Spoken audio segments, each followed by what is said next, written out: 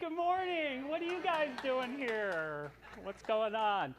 What an amazing, amazing Sunday morning. Today, like every other day, every day you get out of bed, every waking moment is an opportunity to completely turn your life around, to completely change. We are change agents, right? The world is continually changing. The universe is continually changing. We are continually changing. And what I want to talk to you about today is a conscious changing, a guided. Can you not hear me? I thought I did. Hello? It says it's on. May I? Oh, I love messing around with gadgets. I'm good? Yeah. Can you hear me now? Is everything?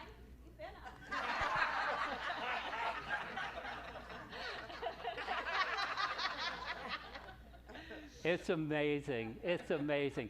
Today, as you entered here today, I'm not going to hold this through the whole thing, but if I put it back here, I may be talking through my butt as you. So here we go in a whole different way.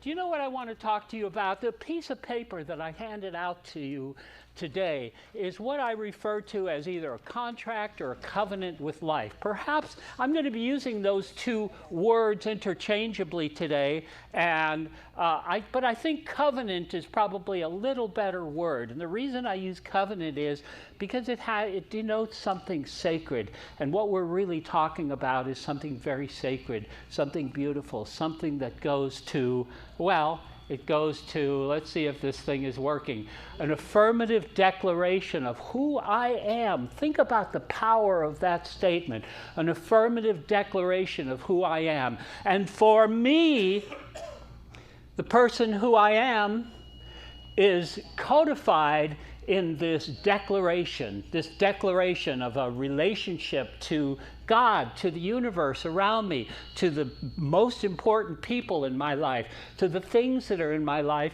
and ultimately to myself, to my very self. You got that? To myself. And this is all about you, actually. To myself. And for me, when I declare what it is that I am, who I am, and declare the nature of the states of being I want to see manifest in my life, about my value system, about the nature of my relationships, and finally the development of a code of conduct that guides me through my life. And for me, for many, many, many years, I have continually told myself the following: that I am healthy, successful, wealthy, intelligent, beautiful, witty, capable, powerful, loving, and happy. That I stand in the truth of who I am and joyfully embrace the boundless possibilities of who I am becoming. That I bring the best of who I am to whatever I do. I live with honor and integrity. I approach every day with a smile, an open heart, an attitude of gratitude, and a continuous sense of wonder and awe. I love, honor, and protect my children and those entrusted to my care, and I teach them through my living example about the goodness and the endless beauty of life. I use my talents, resources, and abilities to enhance the lives of other people. I maintain my sense of humor. I continually learn and grow, and I accept complete responsibility for the outcomes in my life that are the result of choices that I have made. For me, that is in essence exactly who I am.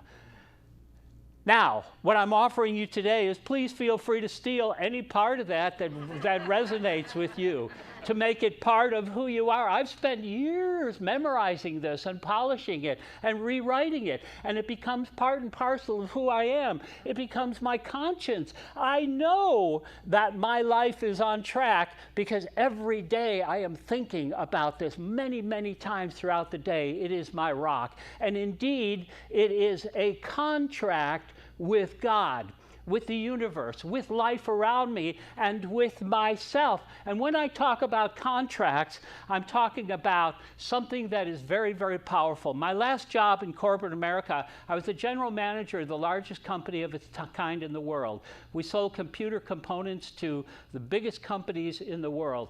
And during the course of my employment, I was responsible, among other things, for negotiating multinational contracts that went across many companies, many nations, nations, many currencies. They were really, really complex. But something it taught me was the importance of creating a contract with life. It gives clarity. It sets expectations. And if you need to have clarity in something, it has to be your life, right? Don't you want clarity in your life?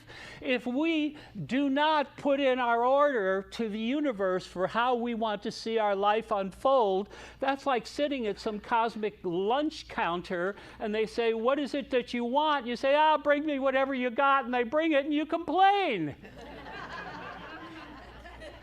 You've got to put your order in, and that's what this is all about. I'm continually putting my order in for those kind of things that I want to see in my life, because here's the truth. We are continually changing, are we not? What I want to talk about is conscious change. Change. Do you know when you parked your car here today, when you're ready to leave, you're going to go back and it'll be exactly where you expect it to be, but it will be millions of miles from where you left it. Why? Because as we sit here, this earth is turning about 1,000 miles per hour, and it is making this elliptical journey around the sun about 68,000 miles per hour. And that is just one constellation within the one arm of the Milky Way, this rotating arm that's moving about 568,000 miles per hour through space in this radial motion.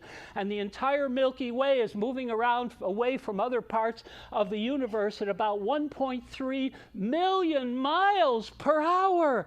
It is constant change. The natural order of the universe is change. You are changing. You can never be the person that you came in here. You can't. You've already changed. You've exchanged matter with other people. You gave them a hug. You've learned new information. Your consciousness, which is what forms who you really are, is changing, and you can never be the same again. So as long as we're changing, why not take advantage of that? Why not have conscious change so that I'm in charge of what it is that I am becoming, not some cosmic forces that are beyond my control? We know the power of consciousness. As science of mind practitioners, we understand the power of consciousness to create our reality. What I'm talking about is a conscious creation of our reality. And how do we do it? We do it by asking some very, very, very profound questions. So if we are going to be changing, why not be intelligent about it? Why not be structured about it? Why not become the person that you want to be? Your higher self. Your higher self is looking for you right now. It's searching for you. Rob, your higher self is looking for you right this very moment. Answer the call, and this is how you do it. How do you do it? You do it by answering 4 questions and looking at 4 different domains. You'll never find this in any kind of coherent book anywhere because it doesn't exist. It's just in my mind. Yay, and that's where it belongs, right? Belongs in my mind. What I've done is I've sliced up reality, the nature of our lives. I've broken it into these 4 domains. You want to know what those domains are? No, we're done. We've heard enough, Paulette. Got to go for a smoke. You people.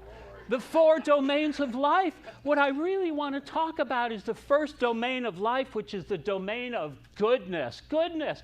What kind of goodness do you want to see manifest in your life?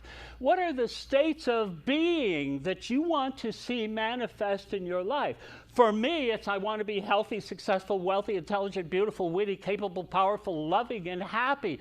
Why not? Yeah. Why wouldn't I choose that over, oh, I'm lonely, I'm broke, I'm stupid, I'm whatever, and nobody wants to have lunch with me? Duh!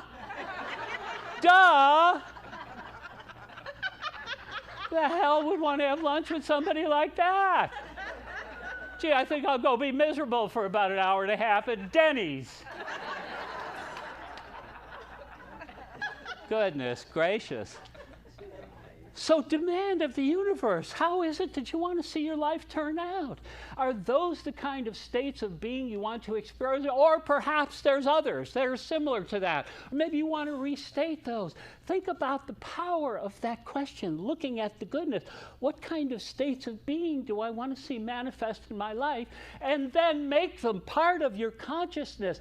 That phrase, I'm healthy, successful, wealthy, intelligent, beautiful, witty, capable, powerful, loving, and happy, it just slips off my tongue because it's such a part of who I am. I keep telling myself that over and over and over and over. And as I tell it, as I plant it in my consciousness, it becomes my reality. Becomes my reality. And I really believe all of those things. And I started telling myself that when none of that existed. I wasn't healthy, I wasn't intelligent, I was stupid, I was whatever it was. But I never recognized that to the universe. I claimed my good, and over the years I began to believe it. But it doesn't need to take years. In this workshop that we're having after, I've done all the work. Pretty much you guys just got to shop. So just show up. And I've got all these processes laid out. We've got forms you can fill out. And you can do it even if you're in a coma. Maybe not you, Rob, but most of the people. Most of the people can do it. So think about what I'm suggesting is in this, sit down and answer that question. Sit down with a piece of paper and a pencil and start writing. What is it? How do you want to see your life turn out in terms of those sorts of things? But a life of just thinking about me is not really a life worth living, is it? I got to think about other people too, and that embraces not only relationships, but values. What are my values? Are my values honor, integrity, courage, compassion, kindness, humility? Are those my kind of values? Honesty, integrity, are those? Or is it, I'm going to get whatever the hell I can out of life and screw everybody else? Is that a value? Well, as it turns out, it is. But it's not a value that I want to share. So what are your values? People say, oh, I've got values. Really? What are they? Take some time. Write them down. Write them down, because once you do, you own them. You become responsible for demonstrating those kind of values in your life. And if you accept the idea that I've created this blueprint of my life, this covenant, this contract that spells out the kind of goodness I want to see in my life, and also that captures my values. What are your values? Honesty, integrity, courage, morality. What are your values? Write them down. Write them down, because when just the act of writing it, there's this mechanical process that goes on that it fixes it in your mind. But it takes discipline. You've got to actually go through the process, and then you've got to integrate it into this overall statement of your agreement, your covenant with life. So we look at the areas how do I want to see my life manifest? We look at my value systems. Now we also look at what really kind of is a really key issue here, and it's the relationships.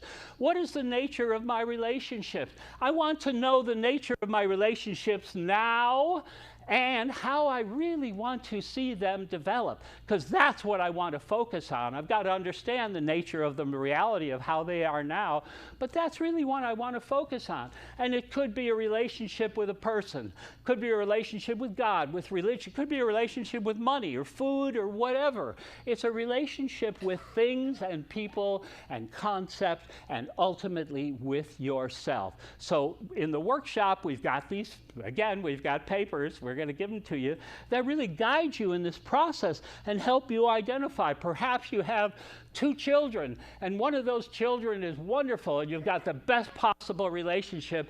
The other one is Satan's spawn. And you don't get along too well with that person. But that's okay. Recognize the truth that loving relationships heal that kind of relationship as well. And we'll talk a little bit more about that in the workshop. Did I mention that there's a workshop? I think I might have. this afternoon. And finally, once I understand the states of being I want to see manifest in my life, once I understand the value system that I have, once I understand the nature of my relationships as they are and as I hope them to see them unfold, then what am I ready for? I'm ready for the domain of conduct. How do I want to conduct myself, my life? In the military, one of the first things one learns when entering the military is that they have this uniform code of conduct that tells you, lays out scenarios, lays out under what circumstances, how do I behave. That's exactly what this does. But it takes into account the goodness that I want to see in life, the value systems that I have, the relationships that I have, and finally, once I kind of get my mind around all of that, how do I want to conduct my life? How do I want to move forward in this thing called life? Those are the four most profound questions. Turns out Byron Katie's got 4 questions. I haven't read Byron, so she wouldn't let me read her books. She just, I don't know why, she just wouldn't. But I haven't read that. But these are the 4 questions that I want to focus on. That's really where it begins, a questioning mind. Am I thirsty? You bet I am. That's a profound question. But the profound questions that I'm talking about go to those 4 domains in life. The first one is, well, here they are, 4 corresponding questions. So, what states of being do I want to see manifest in my life? Remember that. This is really important. So what I would do, and what I did, was sit down with pieces of paper and try to answer this question. And maybe there's nothing magical about the number 10, but you kind of run out of pinkies, if you get past 10. So it's a good number, but it doesn't have to be. It could be 3, 4, 5, 6, whatever makes sense to you. If saying I am healthy, successful, wealthy, intelligent, beautiful, witty, capable, powerful, loving, and happy works for you, please use it. But if it doesn't, don't. Or if 2 of those work, or whatever it is, this is an offering to you to start with a skeletal structure for your own life-changing contract with life. This actually did change my life. And I'll tell you, I've got one slide here about all the benefits that I think it really brought into my life and all the benefits that it has potential for you. And it takes me about a minute to recite that. I've done it probably 15, 16 times today already. I wake up in the morning, oh, I'm healthy, successful. That way I can't think, oh, my back hurts, my little toe has fallen off. I think I lost body parts in the shower. I'm not sure. But I'm healthy, successful, wealthy, intelligent, beautiful. Trust me. So we have to really believe that stuff. We have to really believe that stuff and ignore the body parts that have fallen off in the shower. Then once I go to these states of being, answering that question, what are my fundamental values? They need to be written down, but more importantly, they need to become aware of. I think I was kind of asleep at the switch through much of my life. I really do. I think I was kind of going on automatic. People would say, "Oh, you got values?" Yeah, I got. Yeah. I'm pretty sure I do. But what are they? Write them down and bring them to the forefront of your consciousness. Is all I'm saying. Well, I'm probably saying a lot more than that, but anyway. And then what is the nature of my most desired relationships as they exist now and how I want to see them unfold? Again, we've got a form in the workshop, and if you don't want to go to the workshop, come by and get a form, for God's sakes. At least you can do that. Come by and get a form. And then it just kind of guides you in this direction to understand, yes, this relationship I have over here is really bad. This relationship with what? With money, for instance. I could say that, Gee, I have a really lousy relationship with money now, but what I am going to declare into the universe is something like money comes to me easily and effortlessly. Something like that. And then then the more you tell yourself that, the more you actually believe it. And finally, this idea about a code of conduct. How do I conduct my life? If I go back to the ancient Greeks were the founder of this idea you might have heard of called philosophy. It means love of wisdom, philosophy. And there are only 3 questions that philosophers ever deal with. The Greeks referred to them as the 3 major problems of philosophy. And philosophy, by the way, means love of wisdom. So the first one is knowledge. What do I know and how do I come to know it? The second is conduct. Once I know what I know, the first 3 steps, how do I conduct my life? So you see, it's at the very essence, the fundamental, and the third one is the idea about governance. How do we come together? And of course, product of that is something like Plato's Republic, as an example, talks about how we come together to govern. But the second major question of philosophy is this exact question. How do I want to conduct my life? After all, I know how I want to see things turn out, the states of being that I want to see. I know what that is because I've done all the work. I know what my values are. I have a really good understanding of my relationships as they exist now and as how I want to see them exist. My relationship with people, with God, with myself, with money, with jobs, with career, with whatever it is, my relationship to that. And finally, once I understand that, how do I want to conduct my life? How do I want to conduct my life?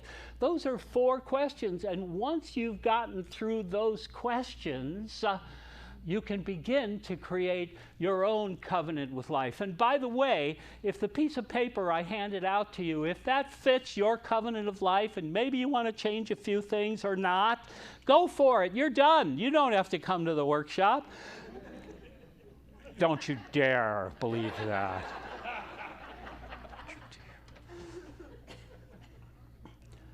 But what we hope to emerge from this process is a better understanding of who I am, what my values are, what I want to see manifest in my life, the nature of my relationship, and a code of conduct. And because I have this as part of who I am, because it is such a part of, I never have to ask a question about morality. It just, I know part of it is I live with honor and integrity. So can I do something that is out of honor and integrity? Yeah, I can, but it's like a stone in your shoe. I can't walk around saying, I live with honor and integrity and then not live with honor and integrity. Because it acts as a conscience. I'm a big phony. I can't live that way. As a matter of fact, some major decisions in my life were arrived at by asking those kinds of questions. You know, putting it in this covenant and then making it part and parcel of who I am. And then when I find myself reacting in a way or acting in a way that is inconsistent with it, it's like, ow, oh, gee, ow, that hurt, ow. It just doesn't fit right, just doesn't feel right. So it's my constant probing, it's my constant repetition of this that has become just such a part of who I am that really makes the difference. If you want to, you can create a covenant and then put it in a desk drawer, but it's not going to do you any good. It's got to be memorized. It's got to be able to be such a part of you that you can just pull it out whenever you need it. And boy, oh boy, do you need it. Do you need it? So that's it. That's the covenant with life. That's the same document that I have. And in a minute, I'm going to go into the methodology. But you can see I broke it into those 4 domains. So the very first statement, I am healthy, successful, wealthy, intelligent, beautiful, witty, capable, powerful, loving, and happy. That was a list of about 197,000 items on it at one time. And then I realized, oh, these 87 are just the same thing, you know. So wealthy and all of that. So you combine them down into something that makes sense, something that helps you understand what it is you want to see manifest in your life, and then keep it forefront in your mind. And then, for instance, the next one is the values, right? So here's some of my values. I wrote these down, and this is how they get integrated into this. Humor, love and honor, learn and grow, taking responsibility, standing in truth, joy, those kind of values. Those are things that I value, and you see they show up in the covenant.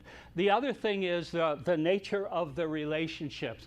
And the relationships like my children, other people, etc. I'm becoming. That's my relationship with myself. So I asked, obviously I went through that and determined what the most important relationships were in my life, and then make sure it gets integrated into this covenant. And finally, the conduct. Once I know that, I stand in the truth. I bring the best of who I live with honor and integrity. I use my talents, resources. That's conducting my life. That's how I conduct my life, based upon all the other stuff that I know about myself, because I spent the time asking the right questions and giving the right answers. If you're not asking the questions, you're not getting any answers, or you're getting the wrong answers by default. We're talking about conscious evolution, conscious decisions that fuel the change engine that is your evolution. As we evolve mentally, spiritually, intellectually, physically, we are changing all the time. Let's do a conscious change, become the person that we want to be.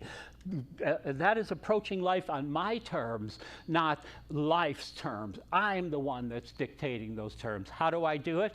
By declaring to the universe what my truth is, and then living a life that is consistent with those truths. Huh? Sounds easy, it isn't. So this whole thing about, this whole thing, it actually is. If you just have the discipline to go through the work, to read that, make all this stuff known to the universe, put it into a particular form, and then make it part of who you are. Just memorize, just know it, so that it just trips off the tongue, because it becomes part of you. If I don't tell the universe that I am healthy, successful, wealthy, intelligent, beautiful, witty, capable, all of those things, life has a way of saying, you're stupid, you're ugly, you're defeated, you're unemployed, you're whatever the hell all that stuff is that life throws at you. Don't accept it. It's not true. It's an illusion. The only truth is who you declare your truth to be, and then live in that truth. This whole thing, this is so consistent with doing spiritual mind treatments, because what does spiritual mind treatment start with? A declarative truth, right? This is what I know. Boom, and you start out. This is an extended version of that. This is what I know about my life. So it is living spiritual mind treatment. And we have a choice. Either we control our thoughts, or our thoughts control us. What I'm suggesting you today is, please come in and join the workshop, and we will show you how to create a life based upon your ideas about what your life could be. Your ideas, not the world's ideas about who you are and what you should be doing. So here's the methodology. We're going to go over it in class in the workshop. I'm going to hand out all this stuff, and we are just going to start writing. We're going to do group brainstorming. We're going to do individual brainstorming. I'll give you the tools to go away and do it yourself. And when we leave the workshop, you'll have, maybe, depending on how many people show up, 3 or 4 different versions and lists of all of these things that you can pick and choose that will hopefully jog your memory and your consciousness. So that's the ultimate goal, to give you all the materials necessary to create your own agreement, covenant with life. Because I'm telling you, the people who have been involved in this workshop say that it is a life changer. I was involved with the workshop. It's a life changer, believe me. So, see? So somebody just did actually say that. So here's the benefits. Here's the benefits. You want to know what the benefits are? Yeah. No, we're good. We're good. We got it. Here's the benefits of what it is that we're talking about. The first one is it forces you to focus on your perfect life and to fix it not only in your individual consciousness, but in the mind of God, in the mind of the universe, in quote unquote, the mind in capital letters. It just allows us to create that and then to declare it to the universe that it is mine. I declare that many, many times throughout the day. It is mine. In the absence of a declaration, we're just going to take anything that flows our way. So, and the other thing about it is, it's a safe harbor in a sea of thoughts. Erasmus, who was I think a 4th century theologian, mathematician, said that you can never step in the same river twice. The river is constantly changing. Life is constantly changing. We are assailed on a daily basis by something like 60,000 thoughts on a day. I've never counted them, but that's a number that I heard, and it's probably somewhat reasonable, or there may be a little bit on the low side. How are we supposed to pull something of meaning out of this torrent of thoughts that's continually assailing us? How are we? Well, we make it part of our consciousness. And so depending on, oh, you've got bills due and the kids are sick and all of this stuff is floating your way. But on the other hand, and so I'm in this torrent, on the other hand, I can head for safe harbor, and my safe harbor is, I am healthy, successful, wealthy, intelligent, beautiful. No, I don't want you to be psychotic about it. Don't let the kids starve or be in a dirty diaper because, hey, I'm sorry, I'll be back later, kid. Don't worry about it. I got to go talk to myself for a little while. It isn't about that. It's about integrating it into your life so it becomes part. And as you're changing that dirty diaper, you're saying, I'm healthy, successful, wealthy, beautiful, witty, capable, et cetera, et cetera, et cetera. Because it becomes part of you. And it is safe. I can be assailed by all of these horrible things, and I can say, no, no, no, because the truth of the matter, the real truth, all this stuff is an illusion, and because I'm healthy, successful, wealthy, because of that, I can handle it. I can handle anything the universe throws at me. So that's why, another reason why you would want to do that. The other thing is, it is your self-created conscience. You cannot walk around saying, I live with honor and integrity, and then rip people off, or have dishonest business dealings or whatever. Because your conscience, your own conscience will stop you from doing that. If you're going to do that, then stop saying you live with honor and integrity. If you're really going to live with honor and integrity, then live with honor and integrity. That's what that's all about. It's your conscience. Like I said, I've had times in my life where I'm walking around with a stone in my shoe that I created myself because I wasn't living up to the expectations that I had set in this contract with life. And if I'm not, then drop it. If you don't want to live that way, then drop it. This is a declaration of who you are, not who I am. Although I'm pretty cool, but you can't be me. Try as you may, sometimes I can't even be me. I know it's confusing. Your self-created conscience. And then it promotes mindfulness. Anybody ever heard of a guy named Dennis Merritt Jones? The name sounds familiar. He built an entire spiritual career on mindfulness, and that's what this is really all about. Despite the fact that I just stubbed my toe and I am swearing in 16 different languages simultaneously because I'm in such pain. None of that doesn't matter. I drag myself back to this rock, to this safe harbor, and in that safe harbor, I am mindful of the truth of my situation, of the reality of my situation. And what is this last one? Your higher self is calling. I think I mentioned this at the very beginning. We all have our higher self. Our higher self is the person that we wish we really were, or that we believe we really have the potential to be. What I'm telling you is your higher self is calling you. This is a way to answer that call, to answer the call. People are moving around now, and so they're giving me body language like, shut up. We got to get out of here. So I will. I'll shut up. No, I won't. No, I won't. No, I won't. Nah, that was just a teaser, Sherry. So what are we doing? Look, the ball is in your court right now. It is every waking second, even sleeping second. You always have within you the ability to make changes in your life, to set out on a new path. Yogi Berra once said, if you come to a fork in the road, take it.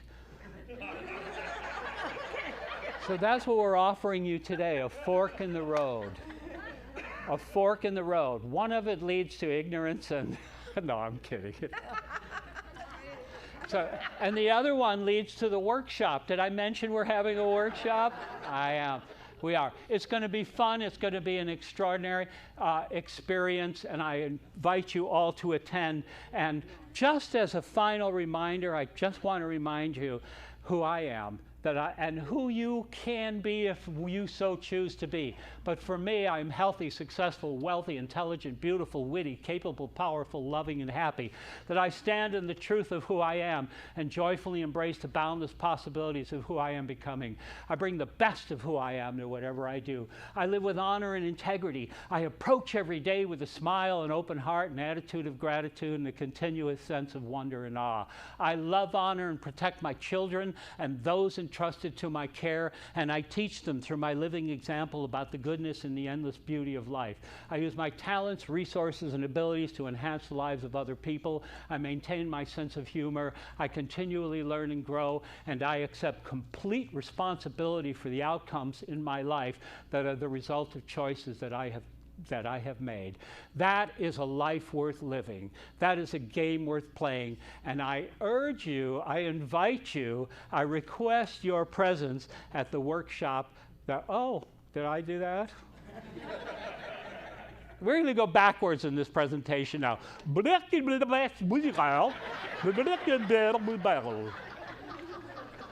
the ball is in your court. Let's see how you play it. God bless each and every one of you. Namaste. I am so blessed.